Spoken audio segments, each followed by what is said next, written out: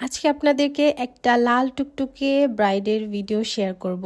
আপুটা হচ্ছে ডিবি পুলিশের একজন বড় অফিসার। আপু আমাকে যখন বুক করে তখন আপুর একটাই রিকোয়ারমেন্ট ছিল, আপু আমাকে যাতে দেখতে একদম পারফেক্ট আর সুন্দর লাগে। আমার মেকআপ সম্পর্কে তেমন কোনো ধারণা নাই, আপনি যেভাবে চান ওইভাবে, যেভাবে আমাকে সুন্দর লাগে ওইভাবে আপনি আমাকে মেকওভার করে দিবেন। তো আমি হচ্ছে সকাল সকাল বের হয়ে যাই আপুর লোকেশনে। আপুর লোকেশনটা আমার বাসা থেকে, আমার স্টুডিও থেকে অনেকটা কাছে ছিল, যার কারণে আমি অনেক তাড়াতাড়ি তার লোকেশনে পৌঁছে গিয়েছিলাম।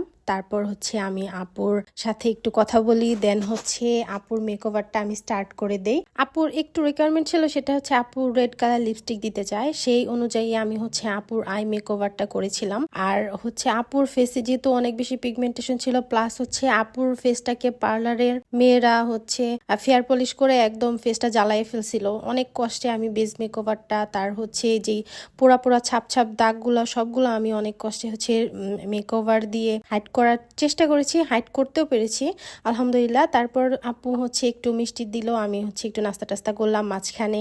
আর এদিক দিয়ে আপু যেহেতু অনেক বিজি একজন মানুষ, সবকিছু আপুর নিজেরই অ্যারেঞ্জমেন্ট করতে হয়েছে, তাই আপু মাঝে মাঝে একটু কল পিক করতেছিল, প্লাস সবার সাথে কথা বলতেছিল, অ্যারেঞ্জমেন্ট দেখতেছিল একটু, মানে আমার ব্রাইডের আমি একটু রেডি করে দিই আর দৌড়াদৌড়ি করতেছিল ব্রাইড নিজেই। দেন হচ্ছে আপুর ঝাপটাটা আমি একদম হিজাবের সাথে ভালো করে সেলাই করে একদম অ্যাটাচড করে দিয়েছিলাম, বিকজ আপুর শ্বশুরবাড়ি মোটামুটি অনেকটুকু দূরে ছিল। আপুর রিকোয়ারমেন্ট ছিল যে আপু আমার মেকওভার অ্যান্ড জুয়েলারি এভরিথিং যাতে আমার শ্বশুরবাড়ি যাওয়া পর্যন্ত একদম ইনটেক থাকে, কোনোভাবে যাতে নষ্ট না হয়। তাই আমি ওইভাবেই আপুকে একদম রেডি করে দেই, সবকিছু সিকিওরভাবে আপুর মন মতো। আলহামদুলিল্লাহ আমার ব্রাইডটাকে দেখতে অনেক বেশি সুন্দর লাগতেছিল, আর আপু অ্যান্ড আপুর ফ্যামিলির মানুষ সবাই অনেক বেশি প্রশংসা করেছে।